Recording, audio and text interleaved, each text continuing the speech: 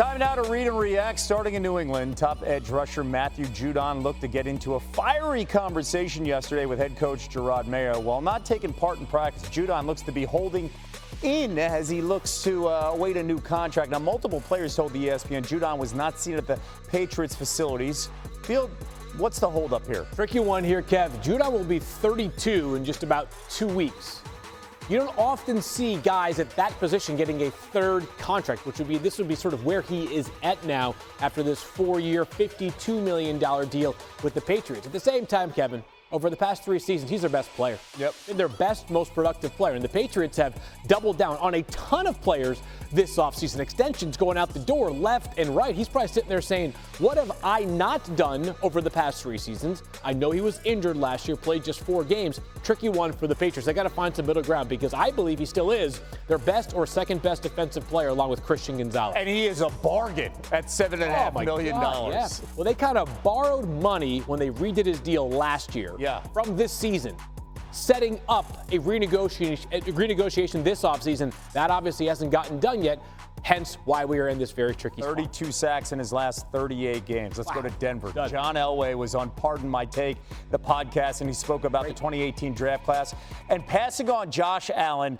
And listen to this. He said, last year I played golf with him, and I'm wondering how long is it going to take for him to realize that I passed on him and took Bradley Chubb instead. It took him 2.5 holes, and I loved him, but it just didn't work out. He was my type. That was probably my biggest mistake of my GM days, was not taking Josh. Damien, do you think this was Elway's biggest mistake? Well, duh. Absolutely. We know the misses that John Elway has had at the quarterback position, the most important position in sports. And so when you have an opportunity to take a guy like Josh Allen, who's a top 3 quarterback we have in the National Football League, and you see the options that you've had in your organization, the Denver Broncos, man, it's got to be a gut punch to you. So, yeah, this one hurts. This one hurts a lot. By the way, the Broncos hope Bo Nix is the final answer after years of mistakes since Peyton Manning left the team, and that is nearly a decade ago, to Florham Park, where it was reported that Aaron Rodgers was unhappy with the sloppiness of the Jets and their practice. Here's Alan Lazard on his quarterback. You're talking about one of the best, if not the best, quarterback of all time. And his standard and level of play is something that a lot of guys haven't even seen yet. Even this organization, they haven't really been with him on a game day, because being with him on the sideline on a Sunday is different. He obviously expects the same standard that he holds himself to out of everyone else. And today just didn't resemble that at all. I think as an offense, we were just a little bit sloppy at first. Back here with Jeff Darlington. Jeff, what's going on with the Jets? Nothing.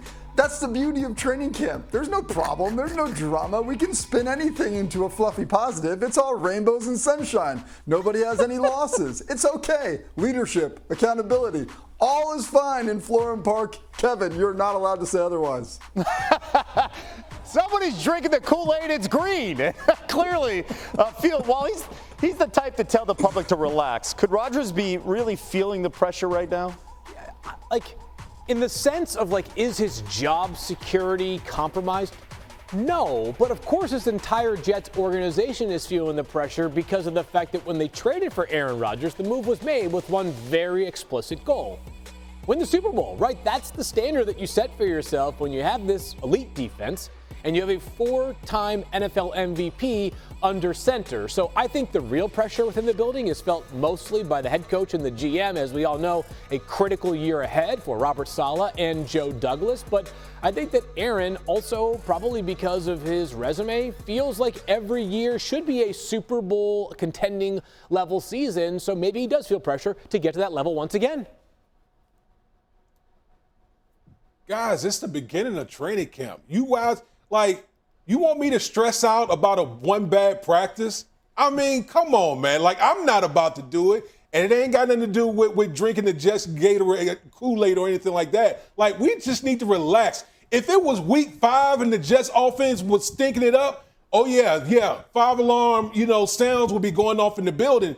But literally, we're in week 2 of training camp. let's pump the brakes a little bit. Oh yeah, I wasn't saying he's feeling pressure from the practice today. I'm just saying in general, if you look at the season holistically. Oh yeah, it's a pressure cooker season down there. Holistically, way to use that word specifically with Aaron Rodgers and the Jets. Holistically, yeah, was not what I was going for right there. That. Listen, no one pays it. No, listen, there's no media in New York. It's not a big deal. It'll probably all fly under the radar. They do not overreact to anything. D Wood, you know that they're very calm and cool, just like the Green Bay media. They'll handle it really well. Cooler heads. All right.